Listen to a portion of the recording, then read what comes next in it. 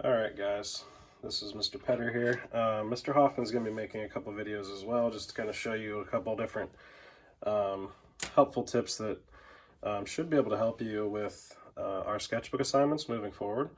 So, as you know, we are now in the e-learning phase, which is all done from home. So hopefully at this point you at least have either a number 2 pencil, you have some paper or your sketchbook. Everybody actually should have a sketchbook. They should have a number 2 pencil, and you should also have your Chromebook. So I'm going to be doing this from an iPad, but just so you know, obviously your Chromebook is totally fine.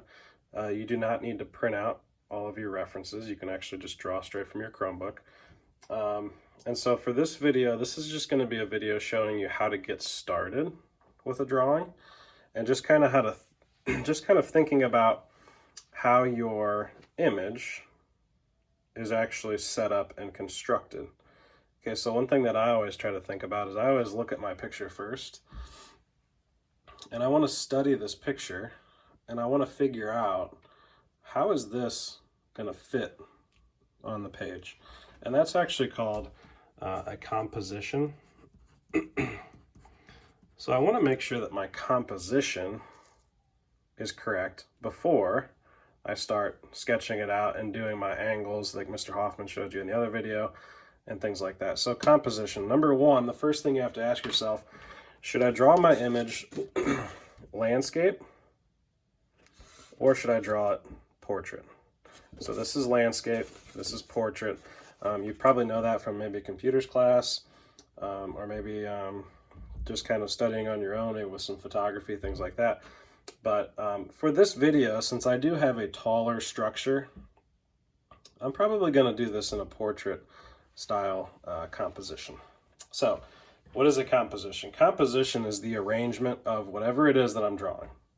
Okay, so you have a pear, you have grapes, and you have this vase. And this is just a traditional still life picture that I pulled up off Google. So this is just pretty simple form. So I really have three different things, three different objects going on in my picture. So where am I going to put all these? I have 1, 2, 3, 4, 5 grapes. 1, 2, 3, 4, 5, 6, 7, 8, 9, 10, 11 grapes. 1 pear, 1 vase. How am I going to arrange that so that it fits on the page? Okay. So the first thing I want to think about is I want to think about how each form can be loosely drawn out on my paper. Now, remember that whatever I draw on the paper, I'm actually not going to use every line that I put down. So what I don't really advise you to do is I wouldn't sit here and start sketching in all this detail, okay, right off the bat. That's just not the way that I would recommend starting a picture. What I always recommend doing, and people do it differently, but here's what I always recommend doing. I always want to figure out where, okay, this almost creates like a triangle of objects. So where is the middle? The middle is about right here. Okay, and the middle of my paper is about right here. So I got to think, okay, so I have a pear, grapes, a vase, more grapes. So I'm probably going to put, if this is the middle, then I'm going to put my vase just a little bit off to the right. All right. Now, I also want to think about taking up the majority of the page. I don't want to draw a vase way down here, really small, when I have the entire page to use. And the other thing is, for your sketchbook assignments, you should be thinking about putting in 30 to 40 minutes of effort. So one little thing that I'll add to that is that when we ask you to put 30 to 40 minutes of effort, that's just the minimum requirement. So number one, we don't want you to stress. We don't want you to put art in front of all of your other classes, because all of your classes are important.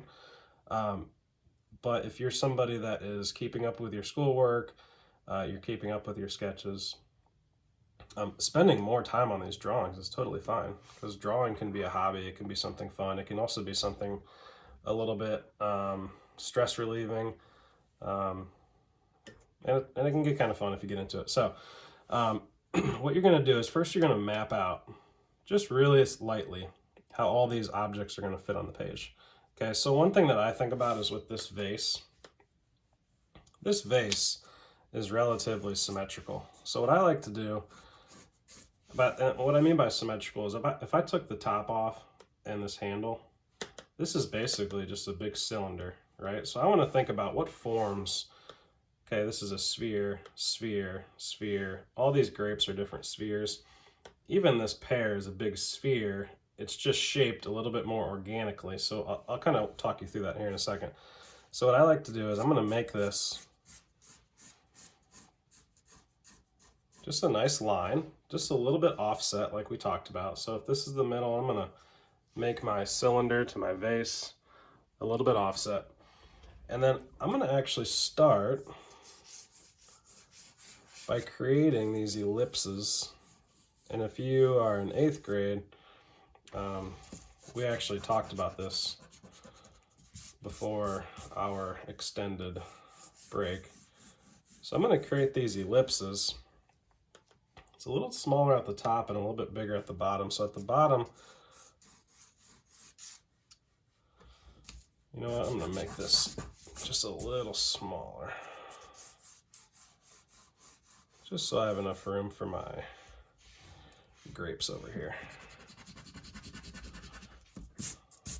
So it's always, you know, one thing that I think a lot of artists forget about and a lot of students forget about is you have something else on the other end of your pencil, which is kind of funny because people always think erasers mean that you're making mistakes. Mistakes aren't a bad thing, and to be honest, I don't really consider them mistakes when I'm drawing. I just consider it adjusting. So I'm just adjusting my lines in order to get them where they need to go. Okay, so this cylinder, it's a little wider at the bottom, a little skinnier at the top. So I'm going to take this and I'm going to connect the edges of those ellipses just really lightly. Okay, so that's how I start. Now for right now, I'm just going to kind of lightly sketch out how this is going to go. So the top, you can see right where it leaves off. The top just creates this like shape here. I can lightly sketch that out. And then once I get it lightly sketched out, I can go in and fine tune it to how it actually is in real life. So I can kind of round this out. Okay, and that's just the start of the vase. I can kind of see right here, this handle shape is just going to make a big oval on the side. Okay, so once I lightly sketch that out, I can go ahead and just create that handle using those lines I just drew. Okay, and obviously we're not going to see a lot of this because of that pear.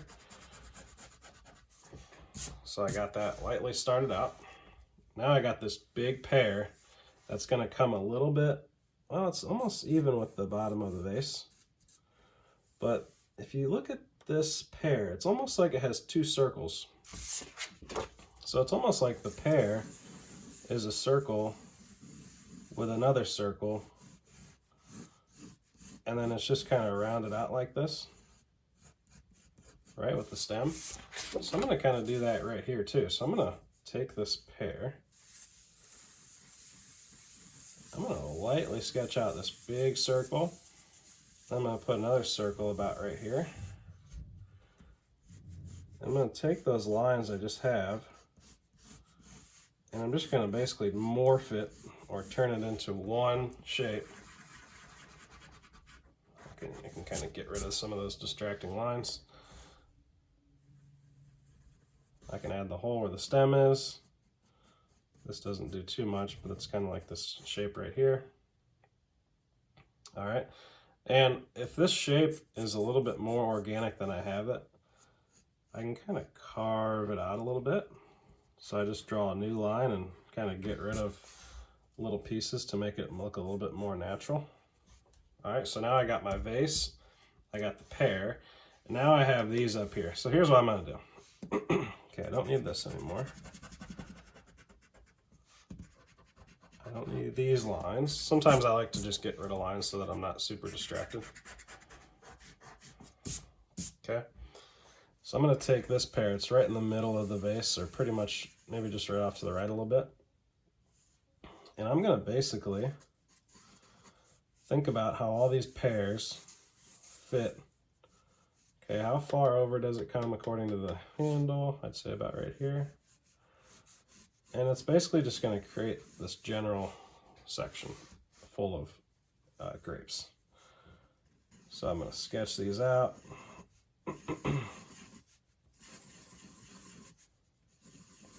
Okay, notice that they're overlapping. So this one comes in front. So I'm just going to sketch it right out.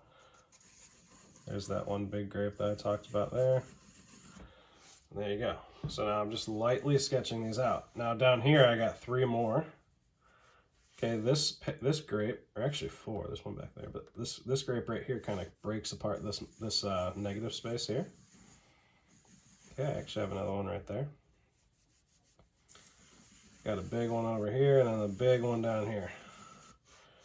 So, if you notice, these lines are just super lightly drawn out. Even my vase is really lightly drawn out. I got a couple more down here.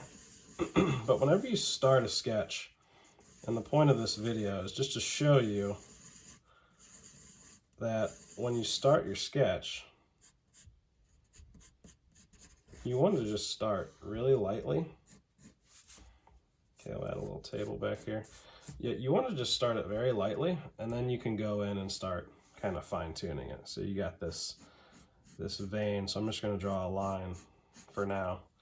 And what I'm going to do is I'm going to go in next, and every line that I press down harder, that's going to be my most recent line. So now that I kind of have it mapped out, now I can go in and I can start fine-tuning and pulling out more details in all these grapes.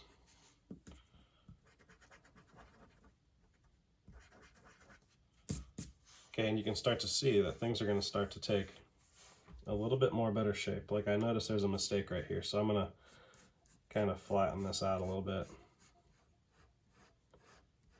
Bring it down. And just continue to use my eraser, use sketch lines.